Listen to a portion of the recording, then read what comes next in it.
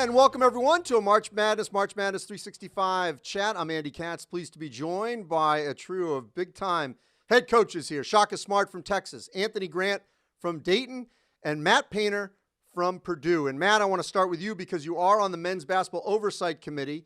We're waiting to see what the Division I Council will do on September 16th. What would you like to see them do in terms of a starting date?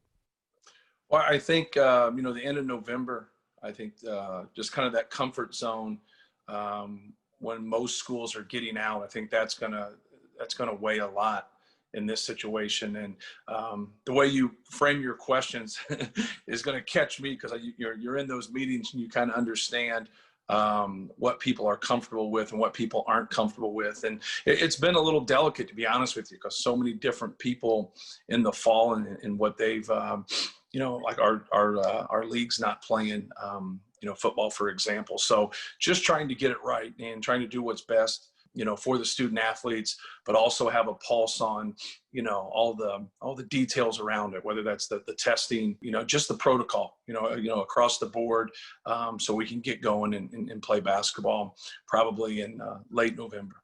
So wait, before Shaka and Anthony jump in here, Matt, why do you think, if you can split hairs here, I know you've got some stuff you got to keep private, and I respect that. But why do you think there is some comfort in that November 25th, that Thanksgiving week date? Well, that's about 80% of the schools, will be out by then. I think that's a comfort. I think the thing that you lose is the fact that what you know today is not what you know then. You're going to know a lot more then. And there's a lot of people that are playing in the fall. And so you're going to learn a lot from the people, that are participating in some fall sports and participating in football when you get to that point. I really think the elephant in the room, Andy, is just, can you start in that second semester when school starts at that time?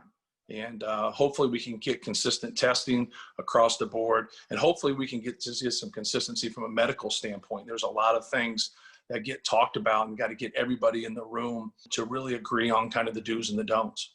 Yeah, and Shaka and Anthony, I want to get your thoughts on the starting date. I will just say that I've been hosting this weekly NCAA social series, and everyone keeps talking about this test that could be like a pregnancy test where you just take it at home through your saliva every day, and you know who's good, who's not.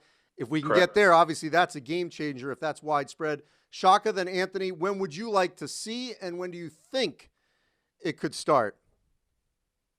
Well, I mean, we want to play basketball as soon as it's safe for our guys and for our coaches.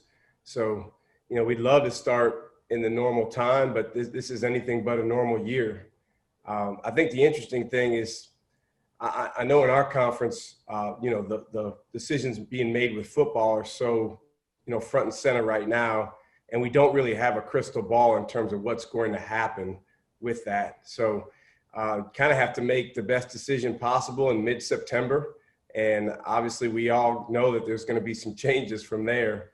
But I know I speak for our team and staff. We'd be really, really excited if we knew that we could play in late November and do it safely for our guys and for our coaching staff. Anthony? Yeah, I guess for me, I understand. And again, at the end of the day, we've got to do what's best for the game and making sure that we all can get on the court safely. But I guess I would say,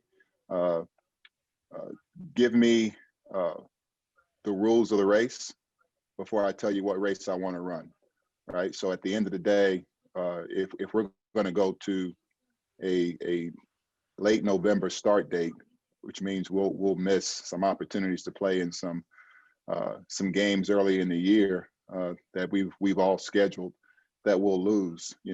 At a Dayton in the A-10, those games are really, really important to us.